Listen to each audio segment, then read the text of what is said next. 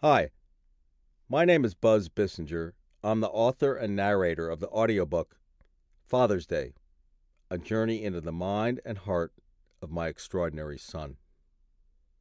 Father's Day is a book that I really have thought about writing for almost 20 years. I have twin boys. They were born under very traumatic circumstances. They were born in 1983.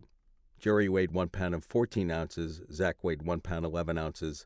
At that point in time, male twins at that size almost never, ever survived. These boys miraculously did. Jerry was in intensive care for 2.5 months before coming home. Zach was in the hospital for 7 months. Sadly, and with great difficulty for me, and his mom suffered trace brain damage. Jerry, by some miracle, had no problems at all. So I had these boys. I had these twins. Zach has been in special schools all his life. In a way, he was unknowable to me. I wanted to get to know him better, and I just felt the way to do that. About 4 years ago, Zach and I set off together on a cross-country trip so I could really focus on him and try to figure out how his mind worked, and also, as difficult as it might be, to tell him what was in store for him.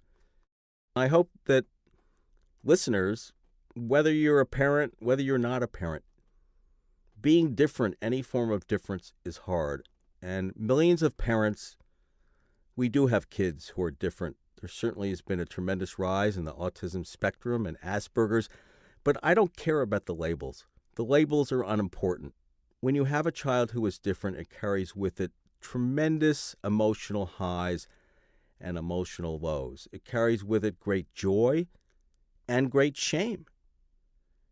And in this book, I made a vow, for better or worse, to convey with as much honesty as I possibly could what it means to have a son who is, and I'm not going to sugarcoat it, who is borderline mentally retarded. Like Zach, he's verbal, he works, but he'll never drive a car, he'll never kiss, he'll never marry. And the emotion of that and what it means, and as I say, the joys and the ultimate inspiration. I was approached by Simon & Schuster, and they said, would you like to narrate it? And I thought about it, and at first I said, well, I don't know, I've never done this, but I think it makes a great deal of sense because it is my story. I think I can bring to it, or I hope I can, emotion at the right times, humor at the right times. This is my story, so I think it just gives a personal connection to the audio version that otherwise you would not get if someone else was reading it, no matter how great a reader they are, and there are a lot of great readers. I know this story inside and out, and I think that will help to make the audio version resonate more with listeners. Because I'm narrating it, I mean, you're hearing the writer. You're and more than hearing the writer, you are hearing the father. You are hearing the father who speaks with candid, maybe brutal honesty about himself, about his feelings about his son, about the son he never wanted, about his frustrations, but also his love and his hope. And you're listening to me, my own failings, the way I handle the death of my own parents. You're getting that up close and personal, so I think it makes listening to the book a totally different and very, very resonant and special experience. There were definitely moments where I choked up or it brought back memories. I think the hardest part of the book for me to read actually were the parts about my dad. My dad died about, 10 or 11 years ago. It was a very difficult death. He had leukemia. He was diagnosed. He died 3 months later. He was very angry. And in reading it, it was difficult, but it was cathartic because it brought back so many memories of really what made him special and wonderful, whereas his death was difficult and convulsive because he was so angry.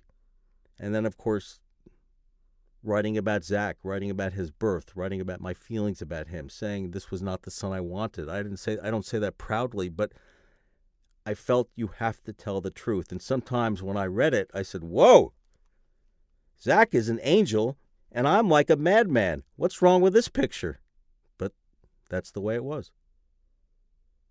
Well, there are a couple of favorite stories. I mean, the one that comes to mind, and the one to me that sort of is the essence of Zach. Well, there's two.